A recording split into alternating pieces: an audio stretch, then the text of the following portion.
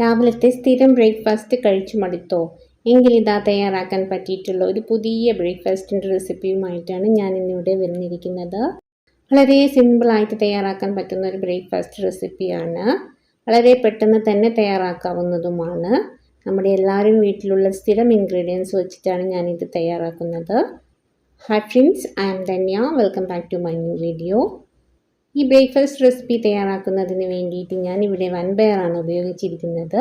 ഒരു 1/4 കപ്പ് വൻപയറാണ് ഞാനിവിടെ എടുത്തിരിക്കുന്നത്. ഞാനിവിടെ വൻപയർ ദോശയാണ് തയ്യാറാക്കുന്നത്.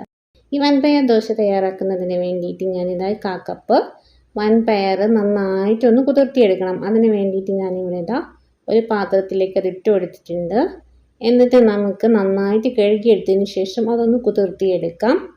ഓവർനൈറ്റ് ഇടുകയാണെങ്കിൽ അങ്ങനെ കുതിർത്തിയെടുക്കുന്നത് നല്ലതാണ്. അങ്ങനെയാണ് നമുക്ക് രാവിലെ അത് അരച്ച് ദോശ ചൂടാവുന്നതാണ്.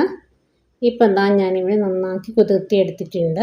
ഇനി നമുക്കിതിലേക്ക് വേണ്ട മറ്റ് ഇൻഗ്രീഡിയൻസ് എന്തൊക്കെയാണെന്ന് നോക്കാം. 10 ചെറിയുള്ളി എടുത്തിട്ടുണ്ട്, 2 വെളുത്തുള്ളി അല്ലി, അതുപോലെ തന്നെ ചെറിയൊരു കഷ്ണം ഇഞ്ചി, 2 പച്ചമുളക് കട്ട് ചെയ്തത്. ഇത്രയാണ് എടുത്തിരിക്കുന്നത്. ഇതൊന്ന് അരച്ചെടുക്കുന്നതിന് വേണ്ടിയിട്ട് ഇതായത് മിക്സിയുടെ ജാറിലേക്ക് ഇട്ട് കൊടുത്തിട്ടുണ്ട്. ഇനി നമുക്കിതാ കുതിർത്തിയെടുത്തിരിക്കുന്ന 1/4 കപ്പ് വൻപയർ അതുകൂടി നമുക്കിതാ ജാറിലേക്ക് ഇട്ട് കൊടുക്കാം. എന്നിട്ട് നന്നാക്കി നമുക്കതൊന്ന് അരച്ചിട്ട് ഒന്ന് മാറ്റി വയ്ക്കാം. ഇപ്പോൾ ഞാൻ ഇവിടെ അരച്ചെടുത്തിട്ടുണ്ട്. 1/4 കപ്പ് വെള്ളവും ചേർത്തിട്ടാണ് ഞാൻ ഈ വൻപയറും അതുപോലെ തന്നെ ബാക്കിയുള്ള ഇൻഗ്രീഡിയൻസ് എല്ലാം കൂടി ചേർത്തിട്ട് അരച്ചെടുത്തിരിക്കുന്നത്. നമുക്ക് ഈ അരച്ചെടുത്തിരിക്കുന്ന ഈ മിക്സ് നമുക്കിതാ ഇവിടെ ഒരു പാത്രത്തിലേക്ക് മാറ്റാം. നമുക്കിനി ബ്രേക്ക്ഫാസ്റ്റിൻ്റെ ബാറ്റർ തയ്യാറാക്കുന്നതിന് വേണ്ടിയിട്ടാണ്. ഇപ്പോൾ ഞാനിവിടെ അരച്ചെടുത്തിരിക്കുന്നത് ഇതിലേക്ക് ചേർത്തിട്ടുണ്ട്. അതോടൊപ്പം തന്നെ നമ്മളിവിടെ ചേർത്ത് കൊടുത്തിരിക്കുന്നത് ദോശമാവാണ്. നമ്മളിവിടെ ഇപ്പോൾ 1 കപ്പ് ദോശമാവാണ് ചേർത്ത് കൊടുത്തിരിക്കുന്നത്. 250 ml 1 കപ്പ് ദോശമാവാണ് ഇവിടെ ചേർത്തിരിക്കുന്നത്. അതും ചേർത്ത് കൊടുത്തിട്ട് നമുക്കിത് നന്നായിട്ട് തന്നെ മിക്സ് ചെയ്തിട്ട് വയ്ക്കണം. നമ്മുടെ വൻപയറിൻ്റെ മിക്സും അതുപോലെ തന്നെ ദോശമാവിൻ്റെ മിക്സും ചേർത്തിട്ട് നന്നായിട്ട് മിക്സ് ചെയ്യുക. നമുക്കൊരു ദോശമാവിൻ്റെ ആ ഒരു കൺസിസ്റ്റൻസി കിട്ടുന്നതിന് ആവശ്യമായിട്ടുള്ള വെള്ളം ഞാനിവിടെ ഒരു 1/4 കപ്പ് വെള്ളം കൂടി ചേർത്ത് കൊടുത്തിട്ടുണ്ട്. അത്രയും ചേർത്ത് കൊടുത്തിട്ട് നന്നായിട്ട് തന്നെ നമുക്കത് മിക്സ് ചെയ്യാം. ഇനി നമുക്ക് ആവശ്യത്തിനുള്ള ഉപ്പ് ചേർത്ത് കൊടുക്കാം. ഞാൻ ദോശമാവിൽ ഉപ്പ് ചേർത്ത് കൊടുത്തിട്ടുള്ളതാണ്. അതുകൊണ്ട് തന്നെ നോക്കിയിട്ട് നമുക്ക് ആവശ്യമുള്ളത്ര ഉപ്പ് ചേർത്ത് കൊടുക്കാം.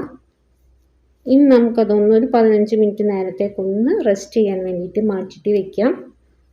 അതിനുശേഷം നമുക്ക് ദോശ ചുട്ടെടുക്കാവുന്നതാണ്. ഞാനിപ്പോൾ ഇവിടെ ഒരു നോൺ സ്റ്റിക്കിൻ്റെ തവ വെച്ച് കൊടുത്തിട്ടുണ്ട്.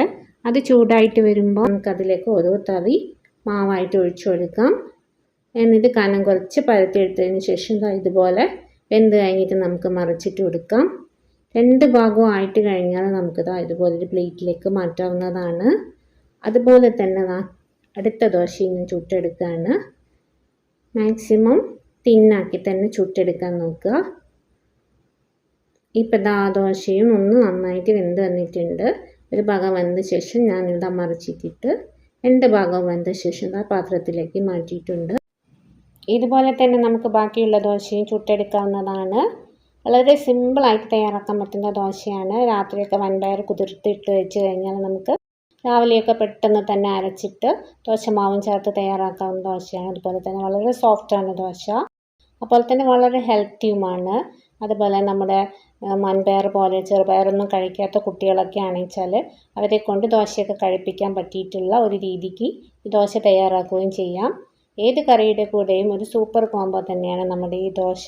ചട്നിയോ സാമ്പാറോ മസാലക്കറിയോ ഏത് കറി ആയിക്കോട്ടെ എല്ലാത്തിനും നമ്മുടെ ഈ ദോശ നന്നായിട്ട് ചെയ്യുന്നതാണ്.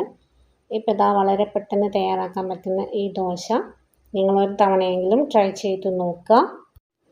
അതുപോലെ തന്നെ നിങ്ങളുടെ ഫീഡ്ബാക്ക് കമൻ്റായിട്ട് അറിയിക്കുക. വീഡിയോ ഇഷ്ടപ്പെട്ടാൽ ലൈക്ക് ചെയ്യാനും സബ്സ്ക്രൈബ് ചെയ്യാനും ഒന്നും മറക്കരുത്. സബ്സ്ക്രൈബ് ചെയ്യുമ്പോൾ ബെല്ലൈക്കൺ കൂടി പ്രസ് ചെയ്തിട്ട് വയ്ക്കുക. നെക്സ്റ്റ് വീഡിയോ ആയിട്ട് വീണ്ടും വരാം. താങ്ക്